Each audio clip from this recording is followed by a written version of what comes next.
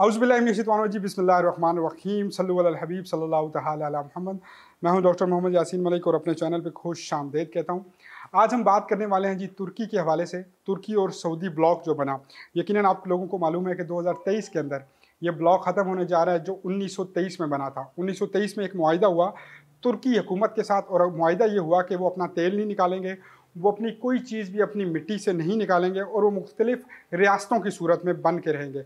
मतलब तुर्की की जितनी रियासतें हैं, खिलाफत उस्मानिया हो, जो अर्तुगरुल गाजी ने जो है वो उसको जीता था या फतह किया था, उन सारों को रियासतों में, छोटी छोटी रियासतों में कन्वर्ट कर दिया गया। और ये कहा गया कि ये रियासतें जो हैं वो अब रियासतों के तौर में नज़र आएंगी।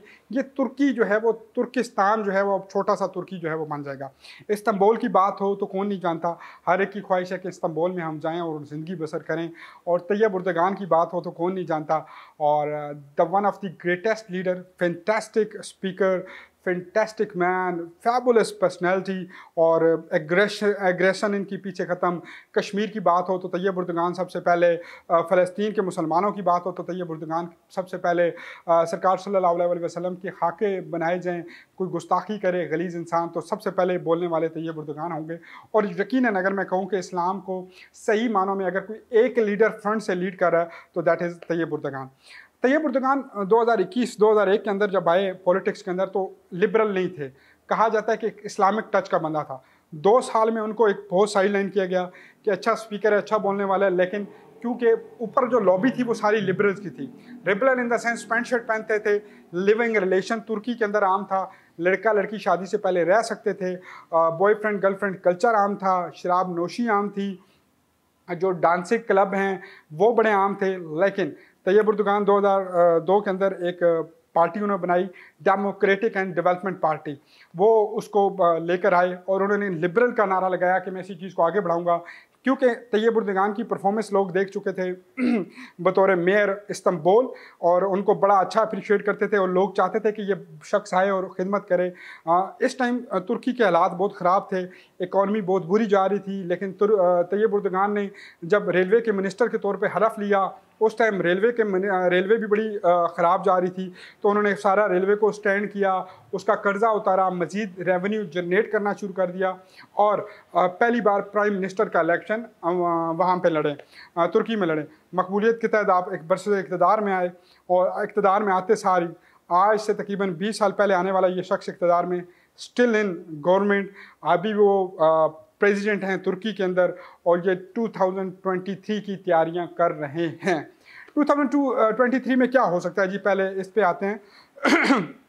पहली चीज़, 2023 के अंदर जो खाना काबा है, जो मस्जिद नबी है, ये तुर्कियों के अंडर जा सकती है।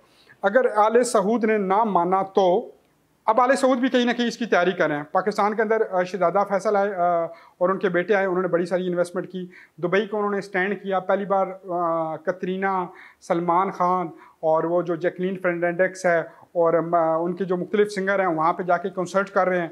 यानी कि वो अब इसको टूरिज़म की तरफ लेकर जाना चाहते हैं सऊदिया को। अब ये वही सऊदिया है जिसमें हम उम्रा हज के लिए जाते हैं, और ये वही सऊदिया है जिसके अंदर अभी आले सऊद, मैं इसको आले सऊद इसलिए बोल रहा हूँ कि ये आले सऊद हैं, मेरे कमली वाले आका की औलाद नहीं है। ये आले सऊद जो हैं, जो सऊदी ख़ानदान है, ये कॉन्सर्ट्स कराने की तरफ माइल हो चुका है। ये वही आले सऊद है जो हर वक्त डोनाल्ड ट्रंप के कदमों में बैठा रहता है। ये वही आले सऊद है जो सदर बुश से लेकर, बाराक ओबामा से लेकर अभी जो बाइडन की गुलामी में जो तक जोर पेश है। मुझे यहाँ पे एक वाक़या याद आता है। जुल्फ़िकार अली भुट्टो साहब जब सऊदिया में गए तो 2 मिनट के लिए सिगरेट जलाया, और शहजादा फैसल ने कहा उनको कि mister prime minister, you can't smoke है। तो उन्होंने कहा कि 2 मिनट इसको बंद कर दिया जाए, ये जो पेट्रोल के पाइप शेप हैं बंद कर दें, तो मैं यहाँ पे स्मोक सिंगार लगाना चाहता हूँ। तो क्योंकि यहाँ भी प्राइम मिनिस्टर थे और शाह फैसल से इनका याराना था, ताल्लुक़ सा मोहब्बत थी, तो शाह फैसल ने ऑर्डर किया कि सब कुछ बंद कर दिया जाए, ये अंदर पियेंगे सिगरेट। नाज़रीन का 2 से 2.5 मिनट के अंदर दुनिया के अंदर एक वावेला मच गया कि पेट्रोल क्यों बंद हो गया। When Zulfikar Ali Bhutto left the room, तो जुल्फ़िकार अली भुट्टो ने शहजादा फैसल को कहा कि अपनी अहमियत को जानिए, अपनी इम्पोर्टेंस को जानिए। आप मुसलमानों का काबा किबले के अलावा फ्रंट से लीड कर सकते हैं। Just because of that point you have petrol, you have energy. आप इस मुल्क को उस सिमत पे ले के जा सकते हैं, इस मुसलमान को के ममालिक को उस सिमत में लेके जा सकते हैं कि आपकी ज़रूरत है। आपके 2 मिनट पेट्रोल बंद करने से पूरी दुनिया खौफजदा हो सकती है कि एनर्जी क्राइसिस बढ़ जाएगा। तो ये बात शहजादा फैसल को बड़ी पसंद आई और वो वैसे भी जुल्फ़िकार अली भुट्टो से बड़ा प्यार करते थे। कहा जाता है कि जब फांसी का दौर था तो शहजादा फैसल ने बड़ी ट्राइयाँ की थी, कोशिश की थी कि कहीं ना कहीं किसी न किसी तरीके से ज़िया-उल हक के साथ डील करके जुल्फ़िकार अली भुट्टो को यहाँ से लेकर जाया जा सके, जैसा कि मियां नवाज शरीफ को मुशर्रफ दौर में लेके जाया गया था। इसी तरह तब भी डील होती थी। बस टॉपिक कहीं और निकल जाएगा। दोबारा मैं अपने टॉपिक की तरफ आता हूँ कि 2023 के अंदर अगर ब्लॉक बन जाए तो ब्लॉक पाकिस्तान का क्या फ़ायदा होगा कि पाकिस्तान कहाँ खड़ा होगा। तुर्की क्योंकि पेट्रोल पैदा करने वाला मुल्क पैदा बन जाएगा। सऊदी अरेबिया ऑलरेडी पेट्रोल पैदा कर रहा है। यहाँ पे हमारा वोट किसके साथ जाएगा, क्योंकि हम पहली इस्लामिक पावर हैं तो हमारा वोट बड़ा ज़्यादा अहमियत का हामिल होगा। बांग्लादेश, इंडोनेशिया, मलेशिया, ईरान और मुख्तलिफ इस्लामी ममालिक जो तकरीबन 57 की तादाद में मौजूद हैं, वो मुख्तलिफ आपको ब्लॉक में नज़र आएंगे, जिसमें कुछ सऊदीया के साथ खड़े हैं और कुछ खड़े हैं इनके साथ, कुछ खड़े हैं तुर्की के साथ। पाकिस्तान क्योंकि मोहब्बत ज़्यादा करता है तुर्की के साथ भी, और पाकिस्तान मोहब्बत ज़्यादा करता है सऊदीया के साथ भी। अब दोनों के साथ हमारी मोहब्बतें हैं, क्या हम सालसी का किरदार अदा कर सकते हैं या नहीं कर सकते हैं, ये भी देखने वाला पॉइंट है। लेकिन सालसी का किरदार, हम पंजाबी की एक आवाज़ से मुझे याद आया कि अपने पल्ले सच ते कोठे तनाज, अभी तो खुद पल्ले नहीं तेला तो करें मेला मेला। अपने पास कुछ भी नहीं है ऐसा कि हम जो है वो ये कह सकें कि हम जो है वो फ्रंट से लीड कर सकते हैं या इन दोनों के बीच में सालसी करवा सकते हैं।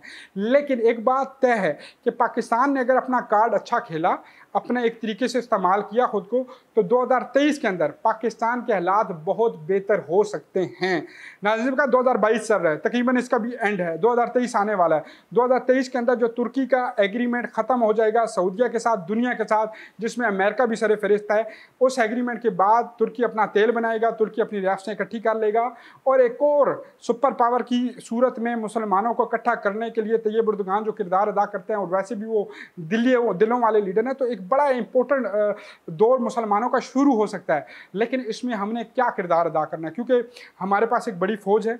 माना कि ये फ़ौज सारी अभी प्रॉपर्टी डीलरों पर मुश्तमिल है, माना कि ये सारी फ़ौज अभी पंखे बना रही है, ये चावल बना रही है, माना कि ये फ़ौज सारी अभी किसी और तरफ लग पड़ी है, जो इसका असल काम था ये वो काम भूली हुई है, ये पॉलिटिक्स के अंदर बहुत ज़्यादा इन्वॉल्व है। लेकिन वो इकबाल के शाहीन हैं हम, ज़रा देर लगेगी ज़रा नम हो तो ये मट्टी बड़ी ज़रखेज़ है साकी। तो ये ज़रखेज़ मट्टी को एक देखना है हमने कि ये मट्टी हमारी किस जानिब बैठती है। और ये यकीन मानिए कि अगर हमने इस टाइम सही कार्ड खेल लिया, अगर हमने इन दोनों में कोई ज्वाइंट किरदार अदा कर लिया, सालसी का किरदार अदा कर लिया। एक बायर की बात मैं करूं तो 2 प्रॉपर्टी अगर बेच रहा हूँ, एक ले रहा हूँ एक बेच रहा हूँ, तो बीच में जो शख्स बिचवा रहा होता है उसको भी एक अच्छा खासा फ़ायदा होता है। और बाज़ दफ़ा ये होता है कि वो जब दोनों का आपस में इशू हो तो वो बीच में बैठ में किरदार अदा करता है और कहता है कि ये चीज़ मैं रख लेता हूँ तो तुम दोनों को तुम्हारा ऐसा मिलता रहेगा।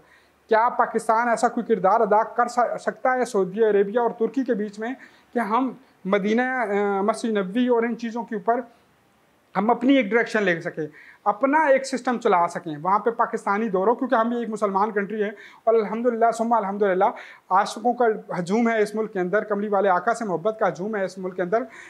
सारी बातें अपनी जगह। मैं अगर कहूँ कि इसकी बात करूँ तो तुर्की पहले पे और मेरा मुल्क कभी दूसरे पे, या मेरा मुल्क पहले पे और तुर्की दूसरे पे। अगर इसकी बात करूं, वैसे तो इस्लामी मुल्क सऊदीया भी है जहाँ पे डेली गलास्तें की जाती हैं, जहाँ पे अभी औरत को हकूक़ देने की बात हो रही है, औरत मार्च की बात हो रही है, म्यूज़िक कॉन्सर्ट्स की बात हो रही है। वो मुल्क जहाँ पे कमली वाले आका पैदल सफ़र किया करते थे, वो मुल्क जहाँ पे बिलाल हबशी की अज़ानें आम थीं, वो मुल्क जहाँ पे हज़रत उमर फ़ारूक के जो है वो दबदबा जो था वो आम था, सरेआम था, वो मुल्क जिसके अंदर खालिद बिन वलीद का नाम लिया जाता था कि वो बेहतरीन सिपह सालार हैं, वो मुल्क जिसके अंदर मेरा दीन इस्लाम परवान चढ़ा, उस मुल्क के अंदर ये अब गलास्तें फैलेंगे, वहाँ पे मूवीज़ चलेंगी। ये मुल्क उसके अंदर उस जगह पे जहाँ पे कमली वाले आका के पाँव लगे होंगे वहाँ पे अब म्यूज़िक कॉन्सर्ट्स होंगे।